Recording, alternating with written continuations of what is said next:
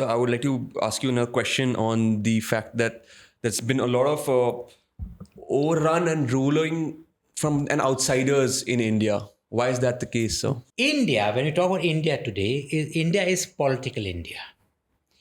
When we talk about India as it existed before that, it was a geographical entity.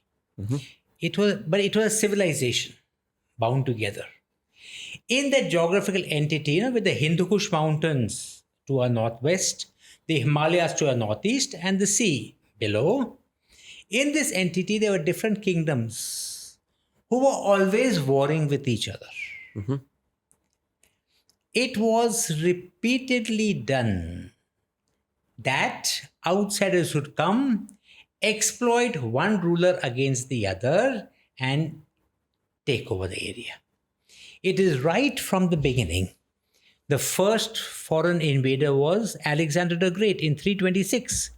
When he came and fought the king of the Pauravas, Puru.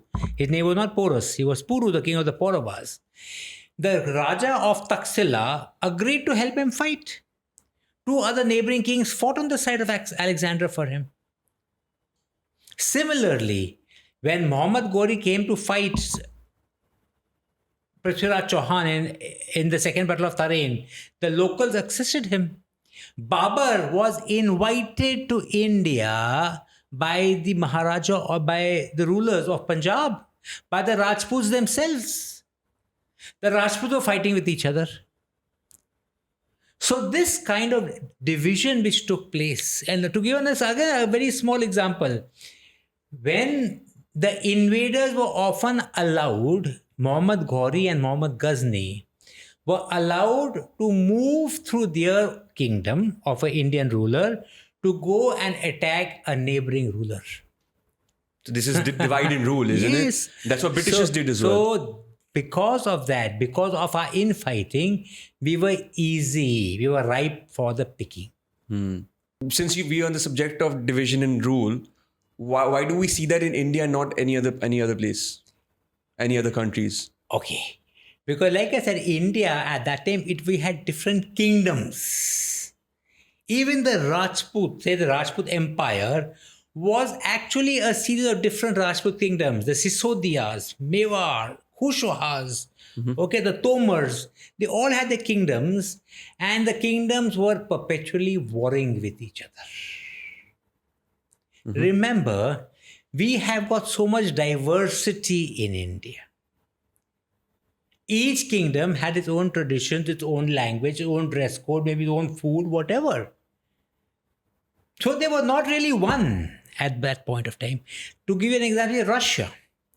Russia is vast, but overall, the people, the culture and all are more or less similar out there. Europe is divided into small principalities. Something like Italy or France or Germany or Austria are the size of some of our princely states today. So India being so large and so diverse, they've had to be divisions with us. And that is the greatness of India. In spite of all that, after independence, we have maintained that unity in a diversity. True, very true. That is the greatness of India, which very few people understand, but we will always remember and uphold it. Diary of a Publisher. Here we don't just talk, we explore, question, and push beyond the ordinary. And if you're ready to see things from a fresh perspective, you're at the right place. Make sure to subscribe. We're just scratching the surface, and the next conversation might just change how you see the world.